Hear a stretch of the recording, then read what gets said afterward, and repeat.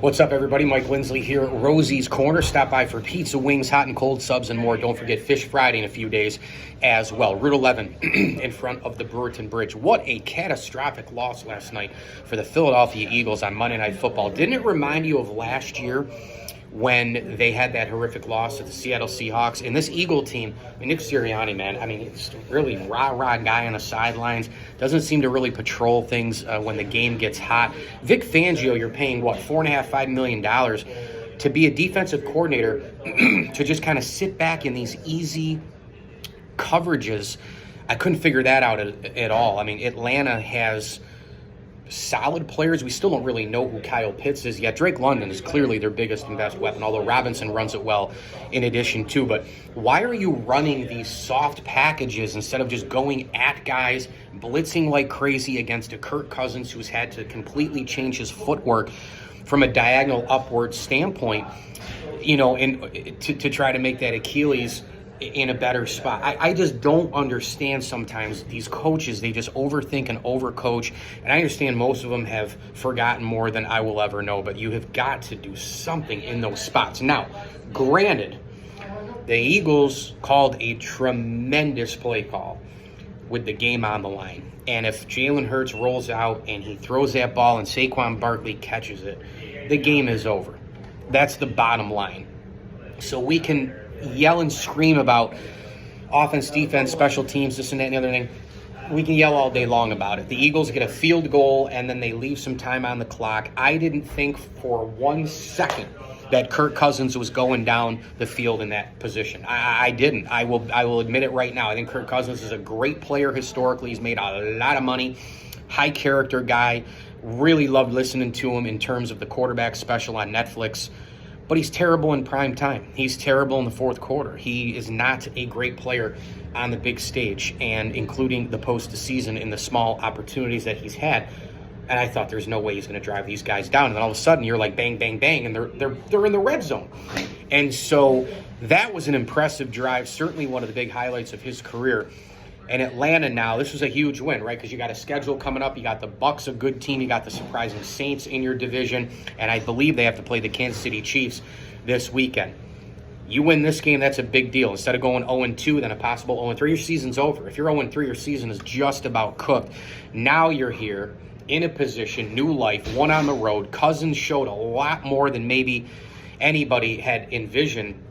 And let us not forget that this is a very, very unique situation with the Atlanta Falcons because they paid him $100 million and then they drafted Michael Penix Jr. And so there is possible controversy there if Cousins is not performing. There was a good amount of time in week one where the Falcons probably were like, oh, baby, this isn't the guy that we had the confidence that we were getting. Well, surprise, surprise, Kirk Cousins leads them to victory in all possible ways. To guess it, you would never guess the red zone efficiency on that drive, and you'd never guess a last couple of minute drive. You'd never guess it that way. You would guess it with a 400-yard game, 4 touchdowns, and winning it in regulation with consistent throws and all the rest, but not being from behind and going on a last-minute drive. It was really impressive with Cousins. Drake London's a terrific player, and Atlanta gets a big-time win. Now, the Philadelphia Eagles, this was a disaster of a loss at home. You cannot lose these games. When you look back into the NFL season and you're a game away from home field, or you're a game away from a division, or you're 2 games away from a possible playoff matchup with a team you do or don't want to play, these are the losses right here. And when you're at home, where 64.5%, I believe is the number of teams win games, come on, man. You got to win that game. And you're coming off the Brazil game. You got out of there with a win over the Green Bay Packers, playing on an ice rink field. Everybody stayed healthy. You have Saquon Barkley, the ultimate X factor in this game. A.J. Brown was injured, and you still had a lead late. This was unbelievable, man. The Philadelphia Eagles, and again, it wasn't because of an Eagles choke type of thing. It was more about, can Cousins really do this at the end of the game? Eagles fans have got to be really, really, really, really frustrated right now. And my man Shane Lacey, I was texting with him off and on during the game last night. This goes all the way back to last year. Now, not at the beginning of the year as much, but I remember when the Buffalo Bills lost in Philadelphia And Philadelphia played a almost flawless offensive game. They beat the Bills. They nipped them in the end.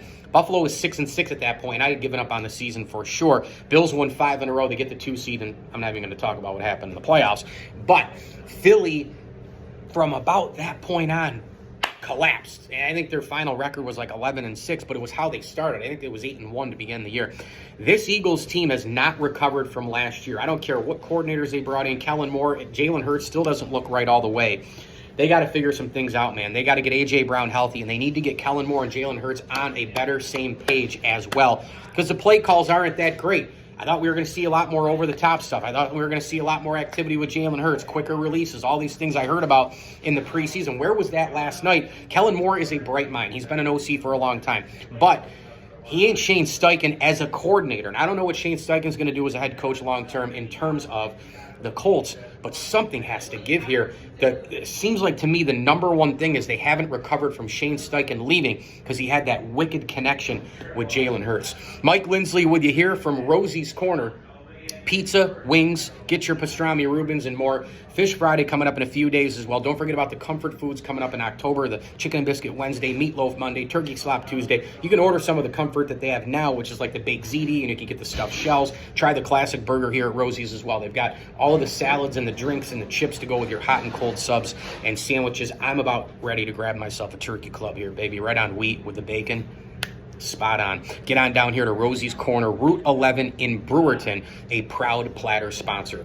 As I always tell you, enjoy the games.